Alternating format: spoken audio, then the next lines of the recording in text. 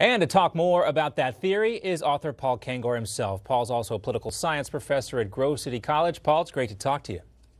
Yeah, thanks, John. Good to be on with you. Appreciate it. Now, you wrote this article, and following the article, there was an article in the Washington Post titled, "Who Killed Bobby Kennedy? His son RFK Jr. Doesn't Believe It Was Sirhan Sirhan." And according to the Post, Kennedy came to this conclusion after he met with Sirhan in a California state prison. When you read this, what was your take, since now Bobby Kennedy Jr. is calling for the investigation to be reopened?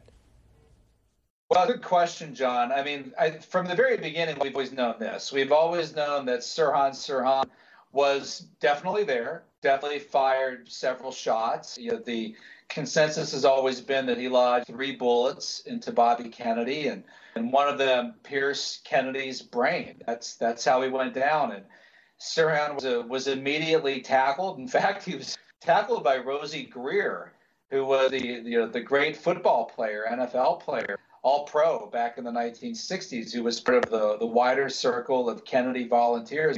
Kennedy that night was in Los Angeles and was surrounded by a bunch of celebrities, a bunch of well-known personalities, sports world, entertainment world. So right away they got him. I mean, there's never been any question that at the very least he was pulling the trigger. I guess the theory now that RFK Jr. is considering is that maybe there was more than one shooter. That more than, I think he said maybe 7, 8 shots might have been fired, that he was acting under additional motivations and with different people prompting him. So I personally never looked into all of that, but from the very beginning, Sirhan's motives have been very clear, and we had his diaries.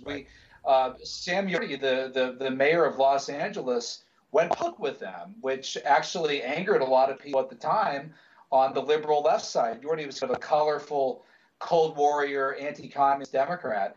And he had written in diaries over and over again, RFK must die, RFK must die, RFK must be assassinated. And he even, John, gave the date. He said he must be assassinated on or before June 5th, 1968. Why did he pick that date? Because it was the 1-year anniversary of the 6-day war between the Arab states and Israel. And Sirhan was a loyal Palestinian, an Arab nationalist, and he was seeking vengeance against RFK, senator from New York, for RFK's support of Israel, America's support of Israel in the 6-day war. So we've known the motivation for years, for over 50 years. When you look at this assassination, we're in the 50th anniversary today. There's been so much coverage of it, the Washington Post story, this great article in Newsmax, news stories all over the place. Why do you think Robert Kennedy's assassination still captivates the nation today?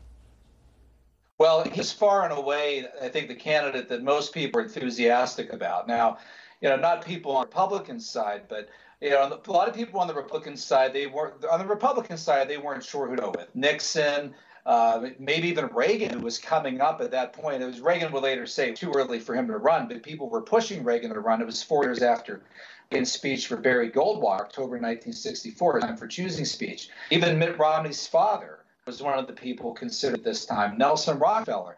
On the Democrat side, LBJ had just announced that he would not seek nor would he accept his party's nomination as president.